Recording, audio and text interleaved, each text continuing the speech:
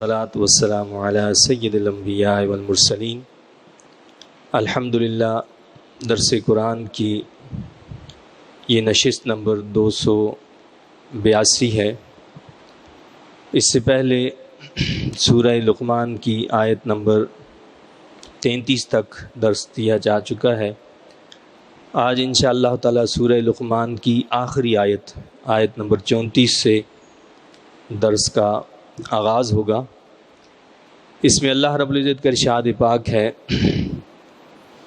اعوذ باللہ من الشیطان الرجیم، بسم اللہ الرحمن الرحیم، ان اللہ عنده علم الساعة وینزل الغیث ویعلم ما فی الارحام وما تدری نفس ماذا تکسب غدا وما تدری نفس بأي أرض تموت ان اللہ علیم خبیر۔ اس سے پہلے یہ تذکرہ تھا، اللہ رب العزت نے ہمیں فرمایا کہ اے لوگو، ڈرتے رہا کرو اپنے رب سے، اور ڈرو اس دن سے کہ نہ بدلہ دے سکے گا کوئی باپ اپنے بیٹے کی طرف سے، اور نہ ہی بیٹا بدلہ دے گا اپنے باپ کی جانب سے کچھ بھی۔ بے شک اللہ کا وعدہ سچا ہے، اور نہ دھوکہ دے تمہیں دنیاوی زندگی، اور نہ فریب میں مبتلا کرے تمہیں اللہ سے وہ بڑا مکار دھوکے باز۔ یعنی مقصد یہ ہے کہ تمہاری زندگی کا یہ مقصد نہیں ہونا چاہیے کہ جی ہم بس دنیا میں دوسرے سے آگے بڑھ جائیں۔ اگر انسان اس دنیا کے اندر ہے، اللہ نے اس کو بھیجا ہے، یہاں اس کا یہ مقصد ہو کہ میں دین میں عبادت میں دوسرے سے آگے بڑھ جاؤں، یہ تو بہت اچھا اور نیک جذبہ ہے۔ لیکن اگر جذبہ یہ ہے کہ میں دنیا میں فلاں سے آگے بڑھ جاؤں، تو یہ دین میں کوئی محمود جذبہ نہیں ہے، اسے ناپسند کیا گیا۔ تو یہ مت سمجھو کہ سب کچھ یہ دنیاوی زندگی ہے، یعنی مقصد یہ ہے کہ یہ سب کچھ دنیاوی زندگی نہیں ہے، یا کوئی یہ سمجھتا ہو کہ جی دنیا میں آپ کو مال مل گیا، دولت پیسہ آ گیا تو یہی کامیابی ہے۔ نہیں، فرمایا کہ تمہیں فریب میں مبتلا نہ کرے وہ بڑا مکار دھوکے باز۔ یعنی شیطان جو ہے وہ انسان کو دنیاوی لذتوں سے، دنیاوی زیب و زینت کے ذریعے سے اس کو بہکاتا ہے، اور کہتا ہے سب یہی چیزیں ہیں، مرنے کے بعد تو کیا پتہ ہے۔ تو اس قسم کی چیزیں اور اس قسم کی باتیں لاتا ہے جس سے آخرت پر ایمان کمزور ہو جاتا ہے۔ تو بتایا یہ گیا ہے کہ ایسا ہرگز تم نہ کرنا۔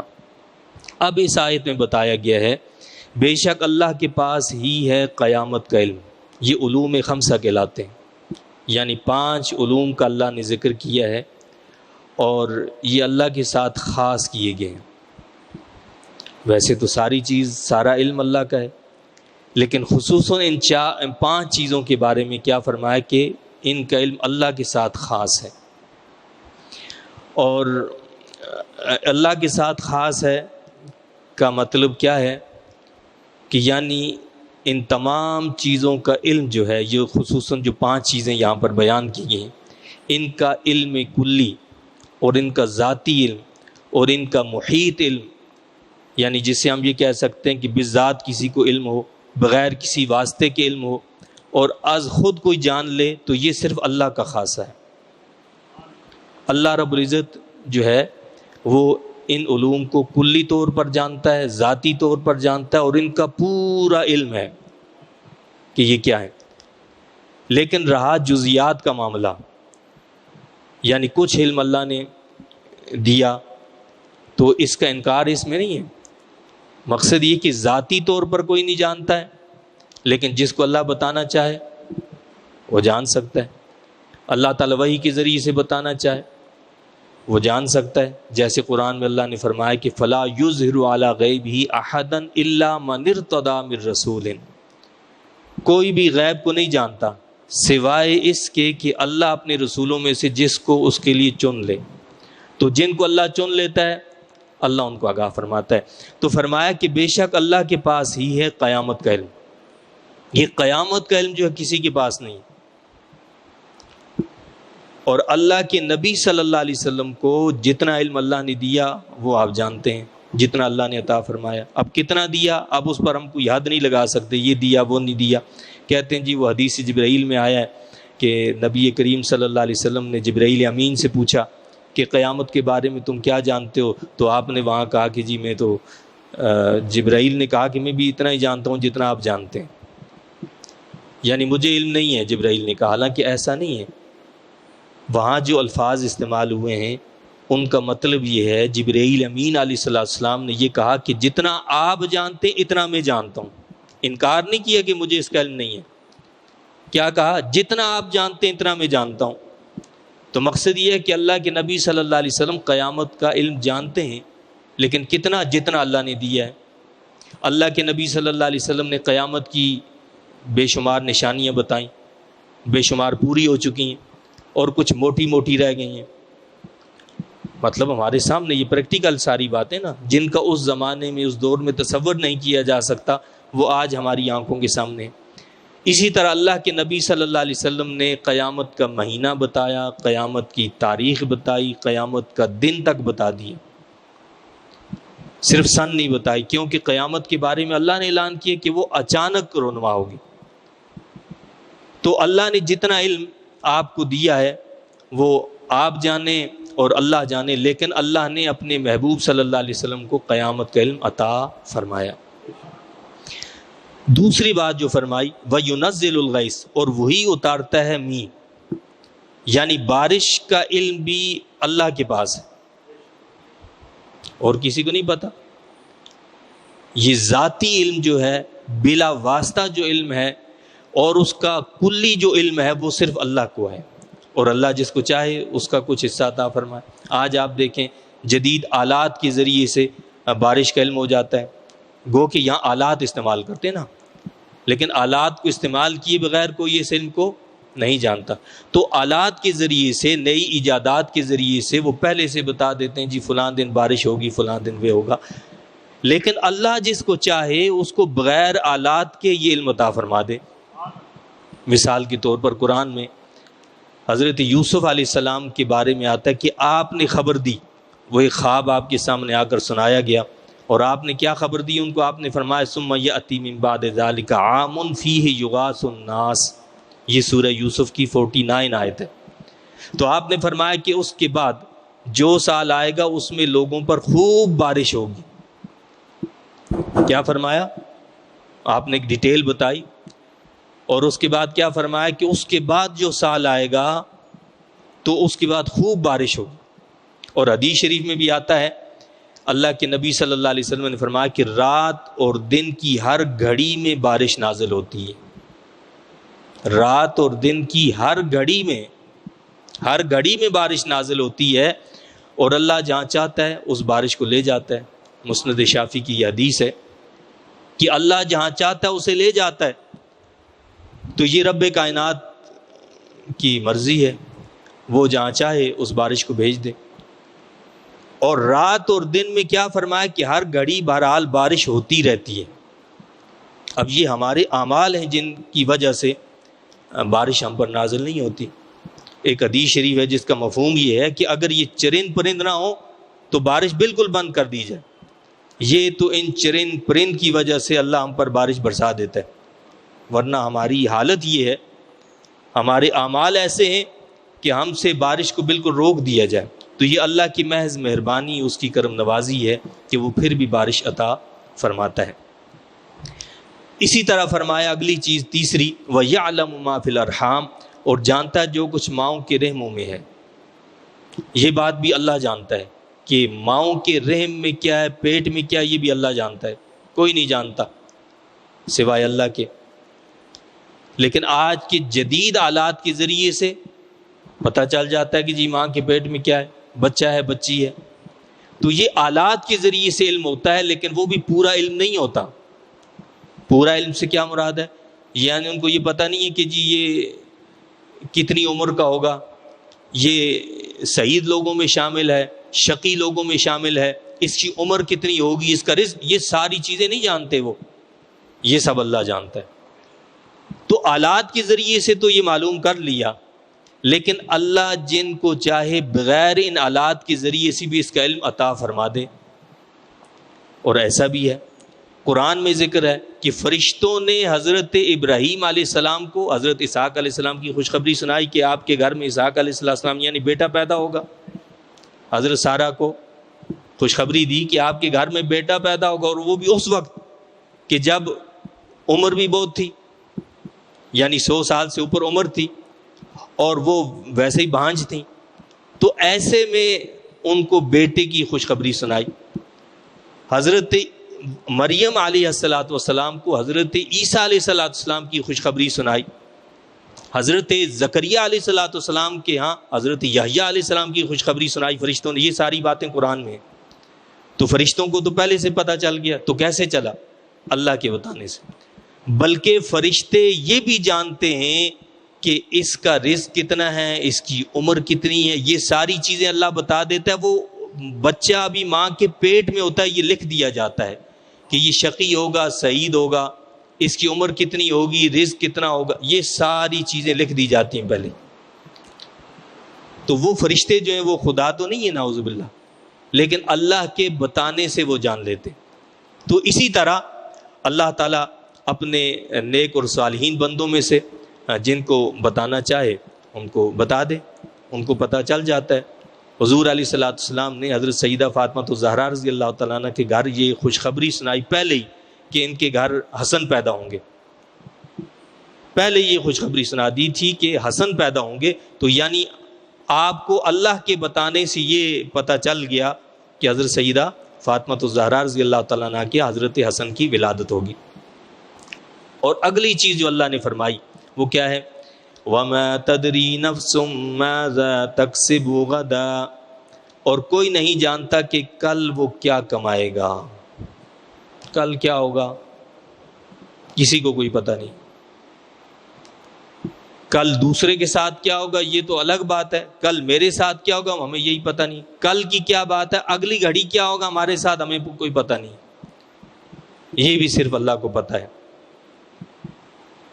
اور اللہ اپنے بندوں میں سے جس کو چاہے اس کو جتنا علم دے وہ عطا فرما دے. قرآن میں یوسف علیہ السلام کا ذکر ہے کہ یوسف علیہ السلام نے کیا فرمایا؟ قال تزرعون 7 سنین دأبا فما حصدتم فذروه في سنبله. سورہ یوسف کی یہ آیت نمبر 47-48 میں آپ نے کیا فرمایا کہ تم 7 سال تک کاشتکاری کرنا اور فصل کاٹ کر اس کو خوشوں میں رکھ دینا سوائے اپنے کھانے کی تھوڑی چیزوں کے. اس کے بعد 7 سال سخت قحط کے آئیں گے. کیا کہا؟ اس کے بعد، یعنی 7 سال تو تم نے یہ کرنا ہے، اس کے بعد کہتے ہیں کہ 7 سال بڑے سخت آئیں گے، وہ تمہارے ذخیرہ کیے ہوئے غلے کو کھا جائیں گے سوائے اس تھوڑے غلے کے جس کی تم حفاظت کرو گے. تو گویا اس طرح حضرت یوسف علیہ السلام نے کم از کم 14 سال پہلے خبر دے دی کہ تمہارے ساتھ ایسا ہوگا، اور ایسا ہوا. یہ قرآن میں یہ واقعہ جو ہے موجود ہے. اور خود اللہ کے نبی حضور علیہ السلام نے خیبر میں کیا فرمایا کہ کل میں اس کے ہاتھ میں جھنڈا دوں گا جس کے ہاتھ پر اللہ تعالیٰ خیبر کو فتح فرمائے گا. اور ایسا ہی حضرت سیدنا علی مرتضیٰ رضی اللہ تعالیٰ عنہ کو جھنڈا دیا گیا اور ان کے ہاتھ پر خیبر فتح ہوا. اور اسی طرح غزوہ بدر میں، جہاں غزوہ بدر ہوا، جس جگہ پر جنگ لڑی جا رہی تھی، تو وہاں جب اللہ کے نبی صلی اللہ علیہ وسلم آئے تو پہلے نشان لگا دیے. یہ مسلم شریف کی حدیث ہے. آپ صلی اللہ علیہ وسلم نے پہلے نشانات لگا دیے کہ یہاں پر فلاں مرے گا، یہاں پر فلاں مرے گا، یہاں فلاں مرے گا. اور حدیث شریف میں آتا ہے کہ جب جنگ ختم ہوئی اور بعد میں ہم نے آ کر دیکھا تو جہاں اللہ کے نبی صلی اللہ علیہ وسلم نے جس کا نشان لگا کر بتایا تھا وہاں وہی پڑا ہوا تھا، وہاں پر وہی پڑا ہوا تھا. تو یہ پہلے سے خبر کیسے؟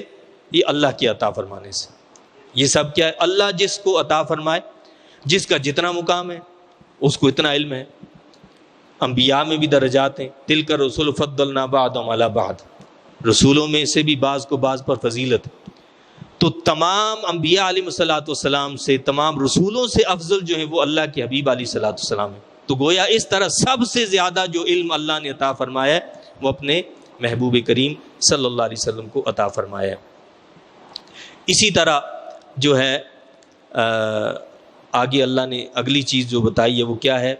وَمَا تَدْرِي نَفْسٌ بِأَيِّ أَرْضٍ تَمُوتُ، اور کوئی نہیں جانتا کہ کس سرزمین میں مرے گا۔ تو جیسے اس کی مثال میں نے آپ کو دے دی کہ اللہ کے نبی صلی اللہ علیہ وسلم نے بدر میں ہی نشان لگا کے بتا دی کہ یہاں فلاں فلاں مرے گا، اور اسی طرح ہوا کہ وہاں وہ لوگ پڑے ہوئے تھے۔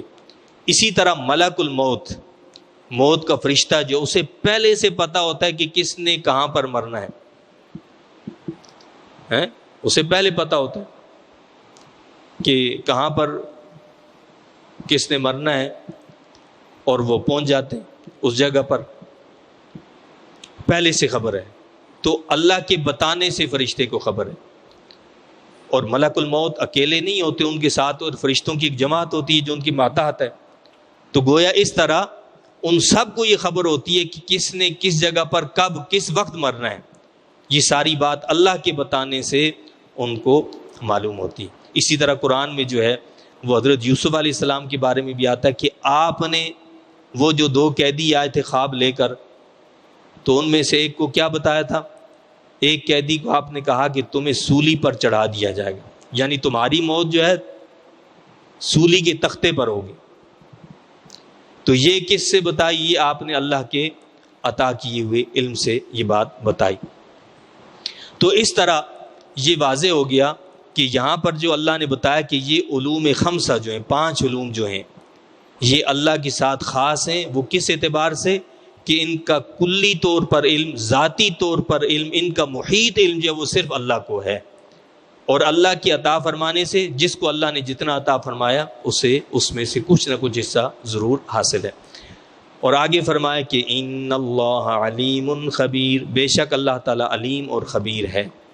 اب اس کے بعد سورہ سجدہ شروع ہوتی ہے، یہ مکہ مکرمہ میں نازل ہوئی، اس میں 30 آیات اور 3 رکوع ہیں۔ اس سورہ مقدسہ کی بھی احادیث میں بڑی فضیلت آئی ہے کہ وہ صورتیں کہ جو عذاب قبر سے بچانے والی ہیں، ان میں سے ایک سورہ السجدہ ہے۔ اللہ کے نبی صلی اللہ علیہ وسلم سونے سے پہلے سورہ السجدہ اور سورہ الملک پڑھا کرتے تھے، یعنی سورہ ملک اور سورہ سجدہ، یہ 2 صورتیں اللہ کے نبی صلی اللہ علیہ وسلم سونے سے پہلے پڑھا کرتے تھے، تلاوت فرمایا کرتے تھے۔ اسی طرح حدیث شریف میں آتا ہے کہ اللہ کے نبی صلی اللہ علیہ وسلم سورہ سجدہ کو جمعہ کے دن فجر کی نماز میں پڑھا کرتے تھے، یعنی جمعہ کے دن بھی اس کی تلاوت جو ہے وہ بڑی فضیلت اور اہمیت رکھتی ہے۔ اس کا آغاز رب کائنات نے حروف مقطعات سے فرمایا ہے، بسم اللہ الرحمن الرحیم، الف لام میم، الف لام میم، تنزیل الکتاب لا ریب فیہ من رب العالمین۔ اس کتاب کا نزول، اس میں ذرا شک نہیں، سب جہانوں کے پروردگار کی طرف سے۔ جس طرح سورہ بقرہ میں فرمایا الف لام میم ذالک الکتاب لا ریب فیہ، وہاں تو یہ فرمایا کہ یہ وہ کتاب ہے جس میں شک نہیں، یہاں پر اسی طرح کی بات فرمائی، لیکن کیا فرمایا کہ اس کتاب کا نزول، اس میں ذرا شک نہیں، سب جہانوں کے پروردگار کی طرف سے ہے۔ مقصد کیا ہے؟ یہ کتاب بھی من جانب اللہ ہے، اور جن پر نازل کی گئی ہے وہ بھی اللہ کے سچے نبی ہیں۔ کیا ہے؟ یہ کتاب بھی حق ہے، اور جن پر یہ کتاب نازل کی گئی ہے وہ بھی اللہ کے برحق نبی ہیں، اور یہ انہوں نے اپنے پاس سے گھڑی نہیں ہے، بلکہ من رب العالمین، یہ جہانوں کے پروردگار کی طرف سے یہ کتاب آئی ہے۔ یہ کوئی عام کتاب نہیں ہے، یہ کسی شاعر کی کتاب نہیں ہے، یہ کسی ادیب کی کتاب نہیں ہے، کسی فلسفی کی کتاب نہیں ہے، یہ مالک الملک کی کتاب ہے۔ ام یقولون افترا، کیا وہ کہتے ہیں کہ اس شخص نے اسے خود گھڑا ہے؟ اللہ کے نبی صلی اللہ علیہ وسلم پر جو ہے بہتان لگاتے تھے کہ جی خود گھاڑ کر لے آئے۔ بل هو الحق من ربك لتنذر قوما ما اتاهم من نذير من قبلك لعلهم يهتدون، ہرگز نہیں، بلکہ وہی حق ہے آپ کے رب کی طرف سے تاکہ آپ ڈرائیں اس قوم کو، نہیں آیا جس کے پاس کوئی ڈرانے والا آپ سے پہلے تاکہ وہ ہدایت پا جائیں۔ یعنی حضرت اسماعیل علیہ السلام کے بعد ایک طویل عرصہ گزر گیا کہ خاص اہل عرب کی طرف، یعنی اہل حجاز کی طرف کوئی نبی نہیں آیا۔ جتنے بھی نبی آئے وہ خاص اہل حجاز کی طرف نہیں آئے، بنی اسرائیل کی طرف آئے۔ حضرت موسیٰ علیہ السلام بھی بنی اسرائیل کی طرف آئے، اور خود حضرت عیسیٰ علیہ السلام نے بھی فرمایا کہ مجھے بنی اسرائیل کی طرف بھیجا گیا۔ تو ایک طویل عرصے کے بعد، یا تو مقصد یہی ہے کہ ایک طویل عرصے کے بعد اہل عرب یعنی اہل حجاز کی طرف اللہ نے نبی بنا کر اپنے حبیب علیہ السلام کو بھیجا۔ اور دوسرا مطلب یہ بھی ہو سکتا ہے کہ حضرت عیسیٰ علیہ السلام کے بعد سے اللہ کے نبی صلی اللہ علیہ وسلم تک کا ایک طویل دورانیہ گزرا ہے، یہ زمانہ فترت کہلاتا ہے۔ تو اس زمانے میں کوئی نبی آیا ہی نہیں ہے، تو فرمایا اللہ تعالیٰ نے کہ وہی حق ہے آپ کے رب کی طرف سے تاکہ آپ ڈرائیں، اس قوم کو نہیں آیا جس کے پاس کوئی ڈرانے والا آپ سے پہلے تاکہ وہ ہدایت پائیں۔ تو آپ کو اس لیے بھیجا ہے اس طویل عرصے کے بعد تاکہ یہ لوگ ہدایت پا جائیں۔ کل یہ نہ کہیں کہ جی ہمارے پاس تو کوئی نبی آیا نہیں۔ اس دور میں بھی ایسے لوگ موجود تھے جو اللہ کی وحدانیت پر ایمان رکھتے تھے اور فطرت کے تقاضوں پر عمل کرتے تھے، وہ بت پرستی نہیں کرتے تھے، جیسے حضرت ورقہ بن نوفل جو تھے، جنہوں نے یہ بات بتائی تھی جب اللہ کے نبی صلی اللہ علیہ وسلم نے کچھ چیزیں مشاہدہ کی اور حضرت خدیجہ رضی اللہ تعالیٰ عنہ ان کے پاس لے کر گئیں، تو انہوں نے کہا کہ یہ وہی ناموس ہے جو حضرت موسیٰ علیہ السلام کے پاس آیا، یعنی حضرت جبرائیل امین علیہ السلام کا ذکر کیا، اس طرح جو واقعات ہوئے۔ تو اس طرح کے لوگ موجود تھے جو اللہ کی وحدانیت پر یقین رکھتے تھے، گو کہ ان کا انتقال حضور علیہ السلام کے اعلان بعثت سے پہلے ہو گیا۔ تو فرمایا کہ اس لیے بھیجا ہے تاکہ وہ ہدایت پائیں۔ اللہ الذی خلق السماوات والارض وما بینہما فی 6 ایام ثم استوى علی العرش۔ اللہ تعالیٰ ہی ہے جس نے پیدا فرمایا آسمانوں اور زمین کو اور جو کچھ ان کے درمیان ہے، 6 دنوں میں پھر متمکن ہوا تخت سلطانی پر۔ 6 دنوں میں مقصد یہ ہمارے بتانے کے لیے ہے، ظاہر ہے کہ اس وقت سورج چاند ہی نہیں تھا، تو دن کا کیا مطلب، تو یہ اللہ کے نزدیک جو 6 دن ہیں جو بھی ہوں، اور وہ عرش پر متمکن ہوا۔ کس طرح متمکن ہوا وہ جانے، ہم اس کی شکل ہیئت کوئی چیز نہیں جانتے۔ یعنی مقصد یہ ہے کہ رب کائنات نے اس کائنات کو بنا کر اس سے الگ نہیں ہو گیا، وہ اس کی نگرانی فرما رہا ہے، ہر شے اس کی نگاہ کے سامنے ہے۔ مَا لَكُم مِّن دُونِهِ مِن وَلِيٍّ وَلَا شَفِيعٍ، نہیں تمہارے لیے اس کے بغیر کوئی مددگار اور نہ کوئی سفارشی۔ يُدَبِّرُ الْأَمْرَ مِنَ السَّمَاءِ أَفَلَا تَتَذَكَّرُونَ، کیا تم اتنا بھی نہیں سمجھتے؟ جب اس کے سوا کوئی مددگار نہیں ہے، اس کے بعد کوئی سفارشی نہیں ہے اس کے بغیر، تو تم اتنا بھی نہیں سمجھتے؟ اس کے در کو چھوڑ کر پھر کہاں گھوم رہے ہو؟ مقصد یہ کہ اس کی عبادت کرنی چاہیے، اس کے احکامات کی تعمیل کرنی چاہیے۔ يُدَبِّرُ الْأَمْرَ مِنَ السَّمَاءِ إِلَى الْأَرْضِ ثُمَّ يَعْرُجُ إِلَيْهِ فِي يَوْمٍ كَانَ مِقْدَارُهُ أَلْفَ سَنَةٍ مِّمَّا تَعُدُّونَ۔ تدبیر فرماتا ہے ہر چھوٹے بڑے کام کی، آسمان سے زمین تک، پھر رجوع کرے گا ہر کام اس کی طرف اس روز جس کی مقدار 1000 سال ہے، اس اندازے سے جس سے تم شمار کرتے ہو، یعنی قیامت کا ایک دن 1000 سال کے برابر۔ اور دوسرے مقام پر فرمایا کہ 50,000 سال کے برابر۔ اب کیا مطلب 50,000 سال کے برابر اور 1000 سال کے برابر؟ تو بعض علماء نے کہا کہ اس کا مطلب یہ ہے کہ کفار کے لیے وہ ایک دن 50,000 سال کے برابر ہوگا، اور گناہگاروں کے لیے وہ ایک دن جو ہے وہ 1000 سال کے برابر ہوگا، اور اللہ سے ڈرنے والے اہل ایمان کے لیے وہ ایک دن ایسے ہوگا جس طرح کہ عصر کی 4 رکعت نماز ادا کی، سلام پھیرا تو وقت ختم ہو جائے گا۔ اللہ تعالیٰ اس دن کو ہمارے لیے ایسے ہی آسان فرما دے۔ تو فرمایا کہ تدبیر فرماتا ہے رب کائنات، تو وہ روز کیسا ہوگا کہ اس کی مقدار 1000 سال ہے، اس اندازے سے جس سے تم شمار کرتے ہو۔ ذالک عالم الغیب والشہادۃ العزیز الرحیم، وہی جاننے والا ہر پوشیدہ اور ظاہر کا، سب پر غالب، ہمیشہ رحم فرمانے والا۔ الذی احسن کل شیء خلقہ وبدأ خلق الانسان من طین، وہ جس نے بہت خوب بنایا جس چیز کو بھی بنایا، وہ ایسا بنانے والا ہے کہ اس نے ایسے چلتا ہوا کام نہیں کیا، جس چیز کو بھی بنایا خوب بنایا۔ آپ کسی ایک چیز کو اٹھا کر دیکھ لیں، کسی جاندار کو، کسی پھول کو، کسی کانٹے کو، کسی کیڑے کو، جس چیز کو جہاں رکھا ہے وہ اسی قابل تھی کہ اس کو وہاں ہی رکھا جائے۔ آپ کبھی یہ نہیں کہہ سکتے کہ جی ہماری ناک یہاں کے بجائے پیشانی پر ہوتی، یا ہماری آنکھ یہاں کے بجائے کہیں اور ہوتی۔ اس نے جو بھی چیز بنائی ہے وہ بہترین تخلیق فرمائی ہے، اور جس چیز کو بھی بنایا خوب بنایا، اور ابتدا فرمائی انسان کی تخلیق کی گارے سے، یعنی انسان اول حضرت آدم علیہ السلام کو مٹی سے بنایا۔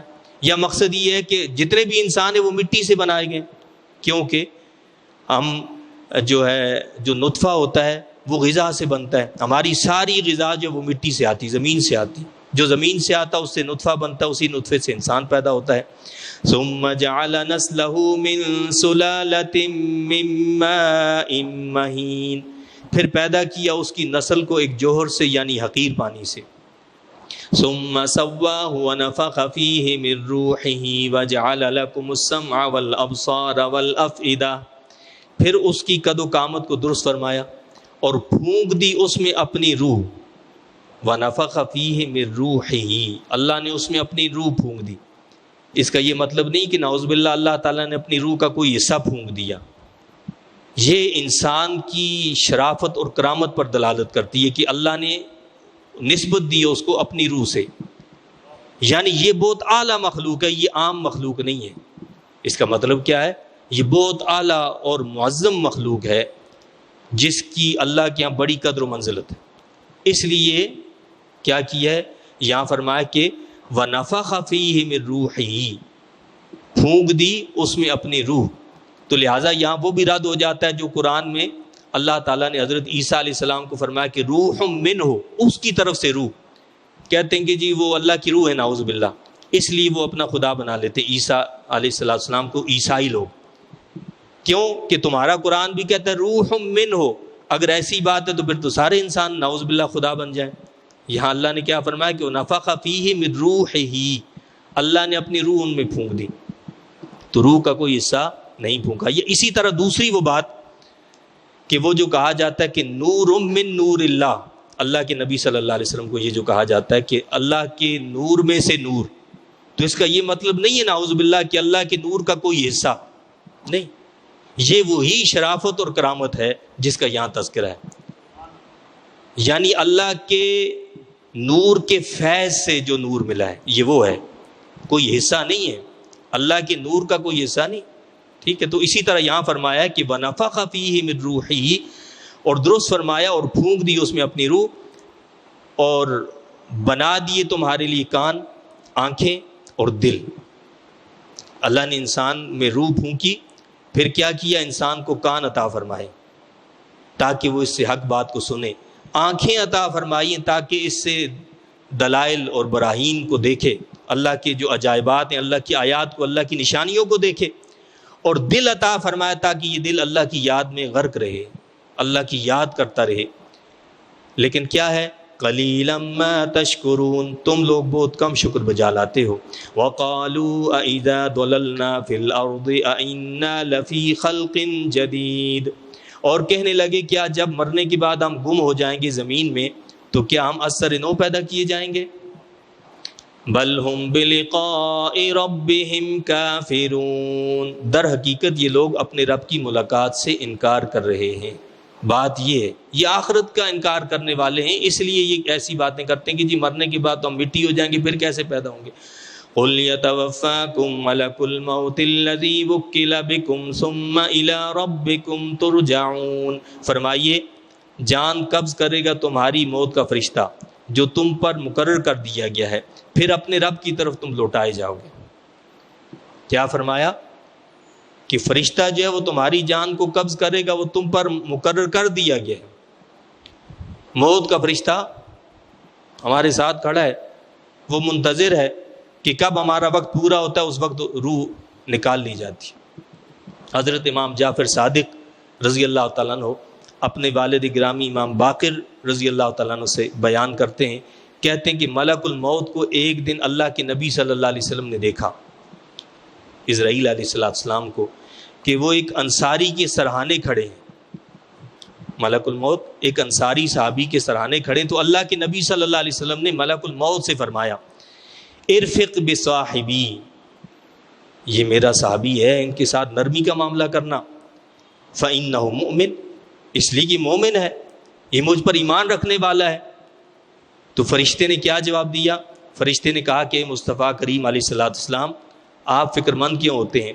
طب نفسا، آپ خوش ہو جائیں، آپ خوش ہو جائیں، وقر عینا، اور اپنی آنکھوں کو ٹھنڈا کر لیں، فإنی لکل مؤمن رفیق، اس لیے کہ میں ہر مومن کے ساتھ نرمی اور شفقت کا معاملہ کرتا ہوں۔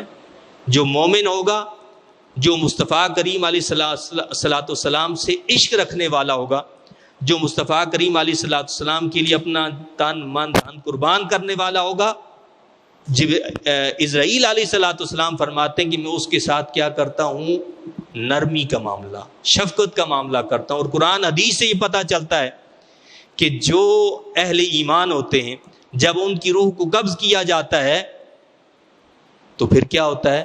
فرشتے استقبالیہ لیے کھڑے ہوتے ہیں، استقبال والے فرشتے کھڑے ہوتے ہیں، اس کی روح کو باقاعدہ استقبال کرتے ہوئے لے کر جاتے ہیں۔ لیکن جو روح ایسی ہو جسے ہم بد روح کہہ دیں، بری روح کہہ دیں، تو وہاں پر وہ فرشتے کھڑے ہوتے ہیں جو عذاب دینے والے ہوتے ہیں، جو کوڑے لگانے والے ہوتے ہیں، جو تکلیف پہنچانے والے ہوتے ہیں، اور ان کی روحوں کو بڑی سختی سے نکالا جاتا ہے۔ اللہ اس سے ہماری حفاظت فرمائے۔ تو اگر ہم یہ چاہتے ہیں کہ ہماری روح نرمی کے ساتھ قبض کی جائے، ہماری روح جب قبض ہو تو شفقت کے ساتھ ہماری روح کو قبض کیا جائے، تو پھر اللہ کے حبیب علیہ الصلوۃ والسلام سے محبت رکھنی ہوگی، اللہ کے نبی صلی اللہ علیہ وسلم کی تعلیمات پر عمل کرنا ہوگا۔ آج محمد عربی صلی اللہ علیہ وسلم کی تعلیمات پر عمل نہ کرنے کی وجہ سے ہماری یہ حالت ہے کہ دنیا بھر کے اندر ہمیں ذلیل کیا جا رہا ہے، ہمیں رسوا کیا جا رہا ہے، ہماری کوئی پاور اور طاقت نہیں ہے۔ 50 سے زیادہ ملک موجود ہیں، 57 کے قریب ہمارے ممالک ہیں، لیکن ان کا کوئی وزن ہی نہیں ہے۔ بھائی سب سے زیادہ ممالک ہیں ہمارے، لیکن وزن ہی نہیں ہے۔ وزن کیوں نہیں؟ کہ وزن تو ایمان کا ہوتا ہے، وزن کسی اقتدار کا نہیں ہوا کرتا، وزن ایمان کا ہوتا ہے۔ وہ ایمان ہمارے اندر موجود نہیں ہے، وہ ایمان ختم ہو چکے ہیں۔ ساری دنیا کے اندر حضور نبی کریم صلی اللہ علیہ وسلم کی شان میں گاہے بگاہے گستاخیاں کی جاتی ہیں، اور ہم جو ہے بس وہ علامتی جی احتجاج کر لیا، یہ کر لیا، اور پھر وہی مگن۔ تو ایسے کبھی نہیں ہوا کرتا، اور ایسے تقدیریں نہیں بدلا کرتی۔ اس کے لیے لازم ہوتا ہے کہ ہم وہ اقدامات اٹھائیں کہ جس سے واقعتاً ان کو سبق مل سکے۔ عربوں نے جو احتجاج کیا، اس وقت جو انڈیا کے اندر جو واقعہ رونما ہوا، جو گستاخانہ کلمات کہے گے، تو وہ ایک بڑا پاورفل جو ہے احتجاج ہے۔ واقعی ایسا احتجاج ہونا چاہیے، اور پوری مسلم امہ کو جو ہے اس طرح متحد اور متفق ہو جانا چاہیے۔ آپ علامتی احتجاج نہ کریں۔ اللہ کے نبی صلی اللہ علیہ وسلم کے لیے تو ہمارا سب کچھ قربان ہے۔ اس ملک کو حاصل کرنے کا مقصد ہی یہی تھا کہ اللہ کے نبی صلی اللہ علیہ وسلم کے لائے ہوئے نظام کو نافذ کیا جائے گا نا۔ اللہ کے حبیب علیہ الصلوۃ والسلام کے لیے، آپ کے نظام کے لیے ہمارے بزرگوں نے قربانیاں دی تھیں، لیکن اگر ہم یہاں پر وہی نظام لا کر رائج کر دیں جو انڈیا میں تھا، تو پھر فرق کیا رہا؟ اس کا تقاضا یہ ہے کہ ہم اللہ کے نبی صلی اللہ علیہ وسلم کے لیے ہم ایسا پاورفل احتجاج کریں۔ یہ بھی لازمی ہے، ٹھیک ہے، ہم میڈیا کے ذریعے سے، یہ ہمارا آپ کا کام ہے، حکومت کا یہ کام نہیں ہے کہ جی میڈیا پر آپ احتجاج کر رہے ہیں۔ یہ میرا آپ کا کام ہے کہ ہم میڈیا تک احتجاج کر سکتے ہیں، ہم روڈوں پر نکل سکتے ہیں، ہم یہ کر سکتے ہیں۔ لیکن حکومت کا احتجاج کیا ہے؟ کہ وہ ایسے لوگوں کو کہ جہاں پر جن ممالک نے گستاخیاں کی، ان کے سفیروں کو اپنے ملک سے نکال دیں، اپنے سفیروں کو بلا لیں، ایسے ممالک سے تجارتی تعلقات ختم کر دیں۔ اللہ نے زرعی ملک دیے ہمیں، کیا بات ہے، ہم کیوں پیچھے ہیں؟ آج ہم دوسروں سے جو ہے گندم خرید رہے ہیں، فلاں خرید رہے ہیں، یہ کر رہے ہیں۔ بھائی یہ ساری چیزیں تو ہماری اپنی ہیں، تو ہماری اپنی چیزیں ہمیں کیوں نہیں میسر؟ وہ اس لیے میسر نہیں ہے کہ ہماری قیادت مخلص نہیں ہے۔ جب قیادتیں مخلص ہوا کرتی ہیں تو ایسے واقعات رونما نہیں ہوا کرتے۔ ہم سے پہلے ہماری جو حکومت اقتدار میں جو بھی آتا ہے، ان سے پہلے جتنے بھی اقتدار میں گزرے ہیں ان کے ساتھ ایسے رونما ہوئے واقعات، لیکن ہر آنے والا اس سے کوئی سبق نہیں سیکھتا ہے. علامتی وہ کر دیا، علامتی یہ ہو گیا، علامتی وہ ہو گیا، یہ کیا بات ہے؟ یعنی اس کا مطلب یہ ہے کہ آپ کو اللہ کے نبی صلی اللہ علیہ وسلم سے زیادہ اپنے اقتدار سے محبت ہے. جو اپنے اقتدار سے محبت کرتا ہے وہ اقتدار چھوٹ جاتا ہے، جیسے پہلے والوں سے چھوٹ گیا، آج کے جو اقتدار میں ان سے بھی چھوٹ جائے گا، کل ان کے پاس بھی نہیں رہے گا. اقتدار تو ان کے پاس رہتا ہے جو مر بھی جاتے ہیں، اقتدار پھر بھی ان کے پاس ہوتا ہے. جیسے ہند کے اندر آج بھی حضرت خواجہ غریب نواز رحمۃ اللہ علیہ کو کیا کہا جاتا ہے؟ سلطان الہند، ہند کے سلطان، ہند کے بادشاہ آج بھی وہ ہیں، کیونکہ انہوں نے تقوی کے ساتھ زندگی گزاری تھی، اللہ سے ڈرتے ہوئے گزاری تھی، اللہ کے نبی صلی اللہ علیہ وسلم کے عشق میں زندگی کو بسر کیا تھا، تو دنیا سے جانے کے بعد بھی سلطان الہند قرار پائے. تو یہ وقتی اقتدار کے لیے، یہ چند روزہ اقتدار کے لیے، چند مہینوں کے اقتدار کے لیے، چند سالوں کے اقتدار کے لیے اپنے ایمانوں کو ضائع نہ کریں اور ایسے لوگوں سے معاشی بائیکاٹ کریں. اور ہم اور آپ، ہمارا بھی یہاں فرض بنتا ہے کہ ہم ان چیزوں کو خریدنے سے اجتناب کریں جو ان گستاخ ممالک کی چیزیں ہیں. اتنا تو ہم کر سکتے ہیں، ہمیں اتنی شرم تو آنی چاہیے کہ ہمارے نبی علیہ الصلوۃ والسلام کی شان میں گستاخیاں کی جا رہی ہیں اور ہم انہیں کی چیزیں خرید کر ان کی مدد کر رہے ہیں. انڈائریکٹلی گویا ہم ان کی مدد کر رہے ہیں، ہم ان کو پیسہ فراہم کر رہے ہیں. یہ تو مال اور اقتدار کے پجاری لوگ ہیں نا. جب تک ان کے مال میں کمی نہیں ہوگی، جب تک ان کا مالی نقصان نہیں ہوگا، اس وقت تک انہوں نے کچھ نہیں کرنا ہے، یہ اپنے اس بات پر اڑے رہیں گے.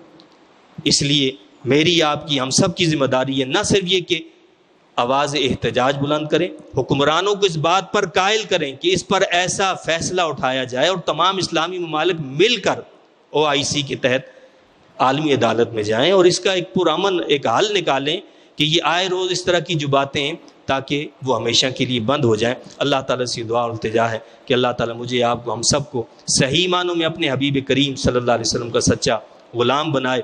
اور اس غلامی کا تقاضا یہ ہے کہ ہماری شکل اور صورت اللہ کے نبی صلی اللہ علیہ وسلم کی جیسی ہے ویسی بن جائے، آپ کے عمل جیسا ہمارا عمل بن جائے. جتنی یہ گستاخیاں کریں اتنا ہم اور ہماری اولادیں اللہ کے نبی صلی اللہ علیہ وسلم کی سیرت کو اپنانے لگ جائیں. یہ اصل میں انقلاب ہوگا کہ جو ان کے لیے بہترین جواب ہوگا. آمین. وآخر دعوانا الحمد للہ رب العالمین.